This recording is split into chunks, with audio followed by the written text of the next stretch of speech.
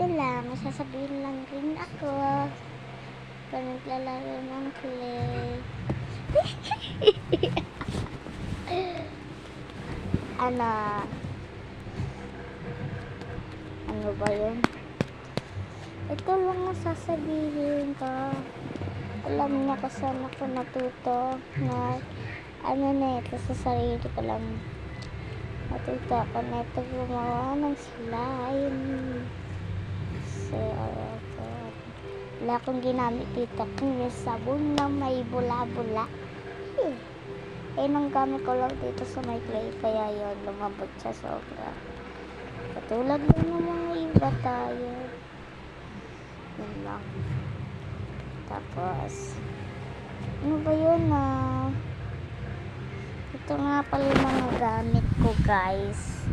Yung sabon nandun sa may baba, ayun ang gamit ko.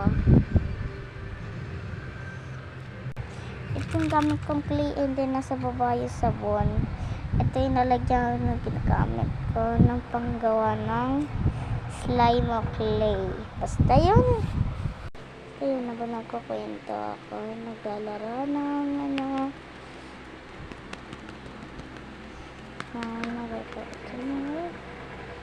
gusto ko pang ako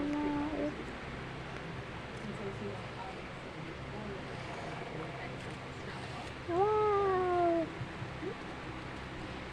Tignan nyo to guys, ang ganda niya. Ganun yung mga ganito. Nilagay ko sa lapag. Yung malambot rin siya sa may umpisa. Yung pinili ko rin to. Yes, tanda yun. Diba, lambot na sa ngayon lang ako gumawa nito, hindi. Yung mga iba, nasusurbahan kasi. Sobra yung anak ko. Bukas kami pasok sa daddy. Hindi ko alam, bahala na kayo dyan ha. Saan na?